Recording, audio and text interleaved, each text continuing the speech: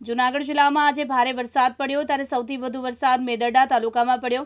મેદરડા તાલુકાના દાત્રાણા ગામેથી જૂનાગઢ મહાનગરપાલિકાની ફાયર ટીમે અંદાજે પૂરમાં ફસાયેલા 15 લોકોને રેસ્ક્યુ કરીને સુરક્ષિત જગ્યાએ સ્થળાંતર કર્યા છે।